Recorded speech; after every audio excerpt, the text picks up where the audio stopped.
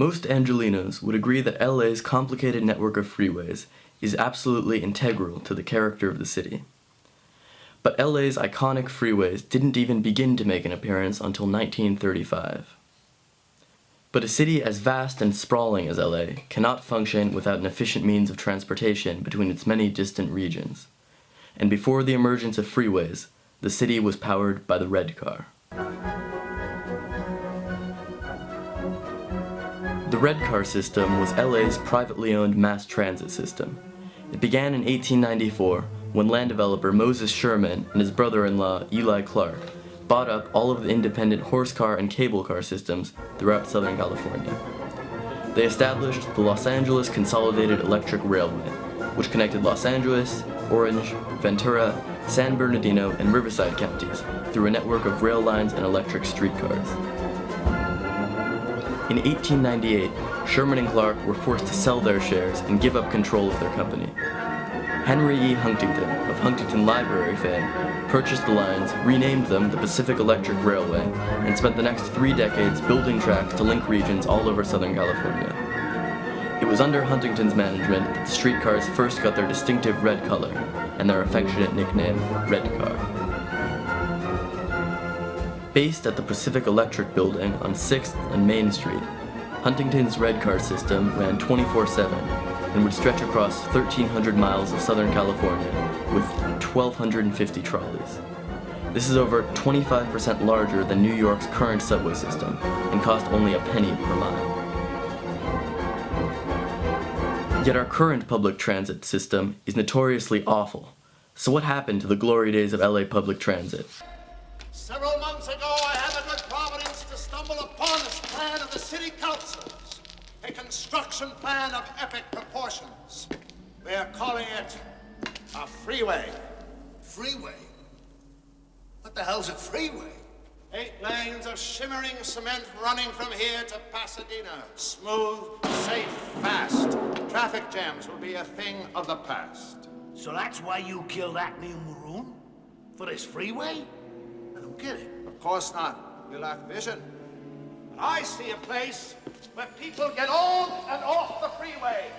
On and off and on all day, all night.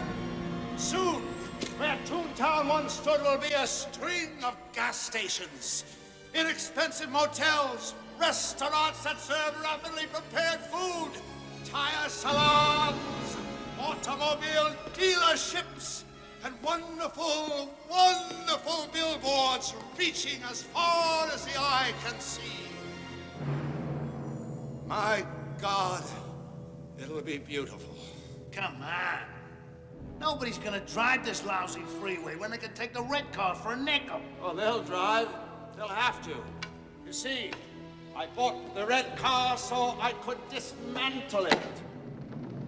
A common belief, perpetuated by the 1988 film Who Framed Roger Rabbit, is that big tire, gasoline, and car companies consolidated their power to buy out and destroy the Redcar in order to force people to drive instead. This allegation has some truth behind it. From 1938 to 1947, a Chicago-based company named National City Lines began buying up streetcar systems in cities all over the country, including Los Angeles. But NCL was not just any company. Its largest investors were General Motors, Standard Oil of California, Phillips Petroleum, Mack Trucks, and Firestone Tire. The company was a front for the automobile industry.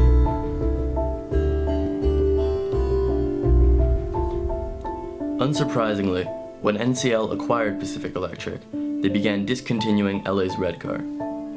In 1946, the Justice Department filed an antitrust suit against NCL for conspiracy to monopolize the transit industry. The corporate investors quickly bailed out before the case could come to trial, liquidating their shares in NCL and leaving it an empty shell of a company.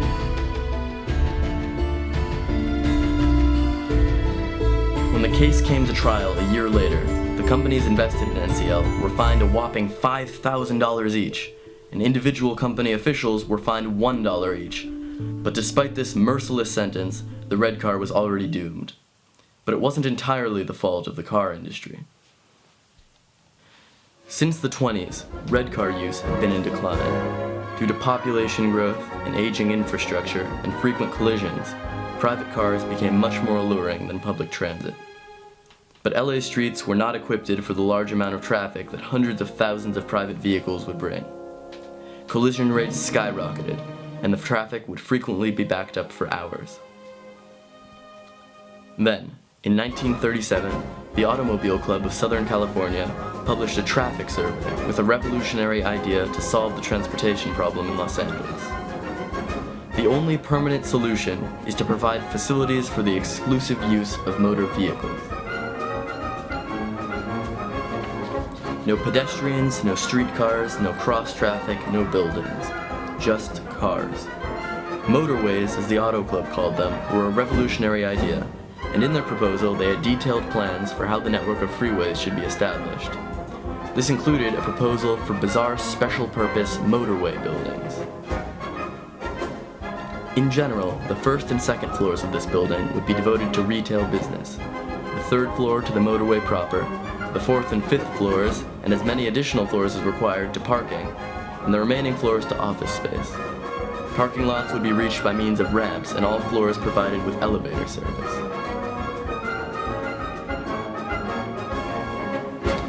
Although this traffic report was the first to suggest a network of freeways, LA had already been experimenting with car-only roads.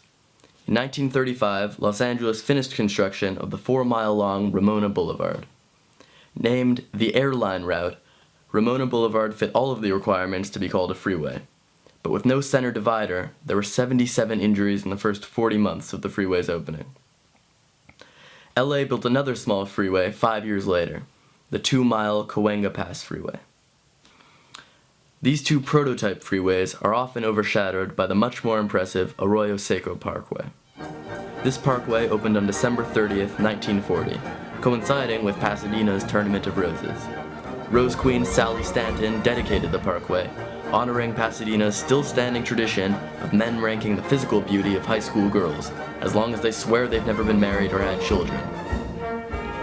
Although these first experimental freeways were widely praised, they remained unconnected and isolated for years.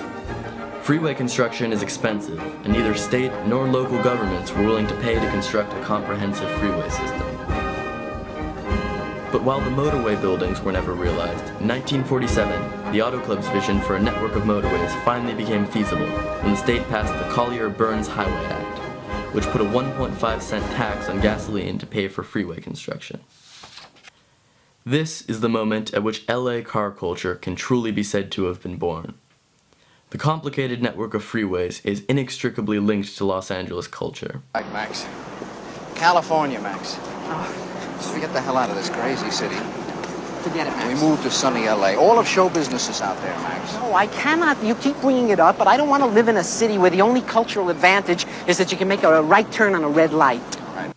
In a city as vast as Los Angeles, it makes sense that people would adore the thing that makes it seem smaller. Angelinos are notorious for their obsession with freeways. And perhaps it's because our freeways are the true heart of the city. Unlike other major cities, the sprawling landscape of Los Angeles has no nucleus. Instead, we have our freeways.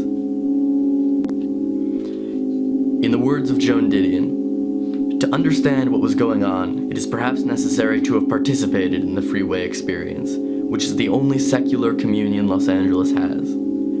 Mere driving on the freeway is in no way the same as participating in it. Anyone can drive on the freeway, and many people with no vocation for it do, hesitating here and resisting there, losing the rhythm of the lane change, thinking only about where they came from and where they are going. Actual participants think only about where they are. Actual participation requires a total surrender, a concentration so intense as to seem a kind of narcosis, a rapture of the freeway. The mind goes clean, the rhythm takes over.